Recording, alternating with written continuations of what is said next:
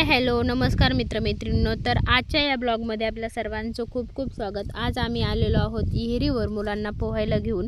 पण आज आल्यावरती आम्हाला अचानक मुलं जेव्हा लहान होते तेव्हा ते पोहायला विहिरीत टाकताना किती मस्ती करायचे, किती ओरडायचे, किती आरडायचे, किती रडायचे हे आठवलं आणि रामेश्वरी म्हणली चल मम्मी आपण आता तसंच करूया। आपण जेव्हा पोहायला यायचे तेव्हा मी पप्पापाशी रडायचे मला टाकू नका, तेव्हा रामेश्वरी खूप रडायची। रामेश्वरी म्हणायची पप्पा मला ते विहिरीत टाकू नका ना, मला पाण्यात टाकू नका ना, मला जर लागत नसले तर मला कुठं पण नेऊन घाला ना, अशी ओरडायची, खूप ओरडायची, खूप रडायची। उघडीच अशी माळामाळाने पळायची उन्हात। आणि पण तिचे पप्पा तिला पकडून आणायचे, समजावून आणायचे आणि विहिरीत टाकून द्यायचे आणि ती डबड्यावर पोहायची। आणि आज सक्सेसफुली त्यांना दोघांनाही पोहता येते, दोघंही छान पद्धतीने पोहतात। तेव्हा पोहायला शिकायला सुरुवात केली तेव्हा ती 5 वर्षाची होती आणि आज 5वीला आहे, पण चांगल्या पद्धतीने मोकळं पोहतात। खूप वरून उड्या टाकतात। 8 परसाची विहीर आहे, त्यात उड्या टाकतात। इथे शेजारीचे पाजारची मुलंही पोहतात, पण मला बाबा खूप विहिरीची भीती वाटते, म्हणजे पाण्याचीच खूप भीती वाटते। आणि मुलांची साधी पावसाळ्यात चप्पल वगैरे जरी भरली तरी ते डायरेक्ट पायऱ्यांनी विहिरीत उतरतात, चप्पल विहिरीतून धुवून आणतात, पण मला भीती वाटते। आणि मला मुलांना पोहता येतं तरी त्यांना विहिरीजवळ जाऊ द्यावं वाटत नाही, पण ते मुलं जातात विहिरीजवळ आणि त्यांना आता सवय झालेली आहे, कारण त्यांना पोहता येतं, त्यांना पाण्याची अजिबात भीती वाटत नाही। आणि छान पद्धतीने असे गावाकडचे मुलं पोहायला शिकतातच।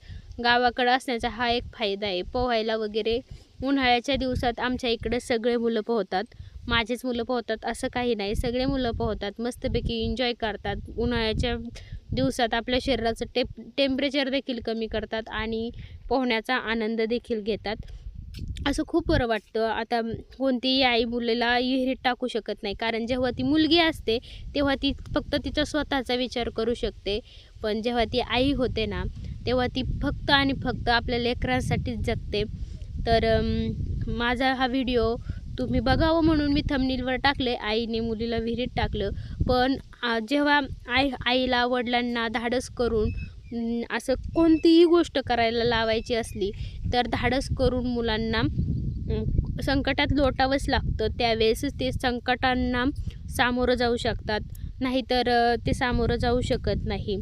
आणि संकटांपुढे 2 हात करायला आईवडिलांना शिकावं लागतं, आणि तेही लहानपणापासून, अगदी लहानपणापासून त्यांचा पाया जर मजबूत केला तर मुलं मजबूत बनतात, असं माझा समज आहे। तुम्हाला काय वाटतं काय नाही हे मला नाही माहिती, पण मला वाटतं की लहानपणापासून मुलांनी ताकदीने लढायला पाहिजे, कोणत्याही संकटांसमोर 2 हात करून उभं राहायला पाहिजे। आणि आम्ही जी सुरुवातीला ॲक्टिंग केली ती तुम्हाला कशी वाटली?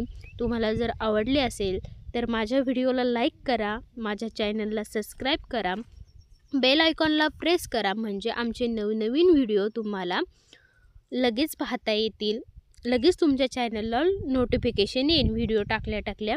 आणि माझा हा व्हिडिओ जास्तीत जास्त शेअर देखील करा। आणि अशा पद्धतीने आम्ही हा व्हिडिओ केलेला आहे, काढलेला आहे आणि तुमच्यापर्यंत पोहोचवलेला आहे। आता ही जवळ जी शेती दिसते ती आमचीच आहे, विहीर देखील आमचीच आहे, मुलंही माझीच आहे आणि मुलंही इथं छान पद्धतीने पोहत आहे। गावाकडची काहीतरी वेगळीच मज्जा असते, गावाकडची खासियत जरा वेगळीच असते। गावाकडचा हा सगळा वातावरणाचा डोलारा मला खूप आवडतो आणि तुम्हालाही आवडेल, पाहून तुम्हाला प्रसन्न वाटेल। व्हिडिओ कसा वाटला ते कमेंट करून सांगू शकता। माझी मुलगी तुमच्याशी 2 शब्द बोलणार आहे, काय बोलते बघूया। बाटलीवर बाटली, काचेची बाटली, आमचा नाद केल्यावर भल्याभल्यांची फाटली।